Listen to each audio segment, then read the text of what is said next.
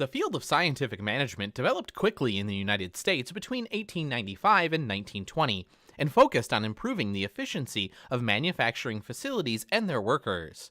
At about the same time, equally important ideas about bureaucratic and administrative management were developing in Europe. German sociologist Max Weber presented a new way to run entire organizations called bureaucratic management in the Theory of Social and Economic Organization, published in 1922. Today, when we hear the term bureaucracy, we think of inefficiency and red tape, incompetence and ineffectiveness, and rigid administrators blindly enforcing rules.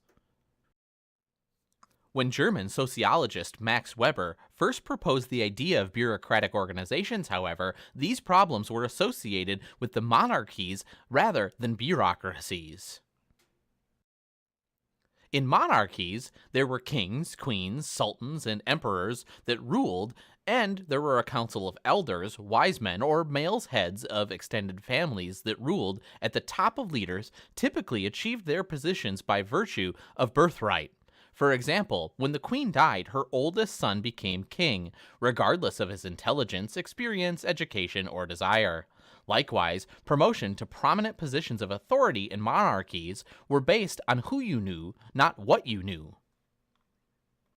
It was against the historical background of monarchies that Weber proposed the then new idea of bureaucracy. Because bureau means desk or office, and cracy means to rule, bureaucracy literally means to rule from a desk or office. According to Weber, bureaucracy is the exercise of control on the basis of knowledge. There are 7 elements that, according to Weber, characterize bureaucracies.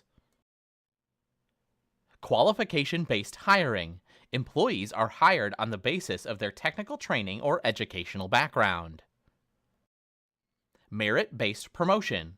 Promotion is based on experience or achievement. Managers, not organizational owners, decide who is to promote. Chain of command. Each job occurs within a hierarchy, the chain of command in which each position reports and is accountable to a higher position. A grievance procedure and a right to appeal protect people in lower positions. Division of labor. Tasks, responsibilities, and authority are clearly divided and defined. Impartial application of rules and procedures. Rules and procedures apply to all members of the organization and will be applied in an impartial manner regardless of one's position or status. Recorded in writing. All administrative decisions, acts, rules, and procedures will be recorded in writing. Managers are separate from owners. The owners of the organization should not manage or supervise the organization. Fairness supplants favoritism. The goal of efficiency replaced the goal of personal gain, and logical rules and procedures took the place of traditions or arbitrary decision-making.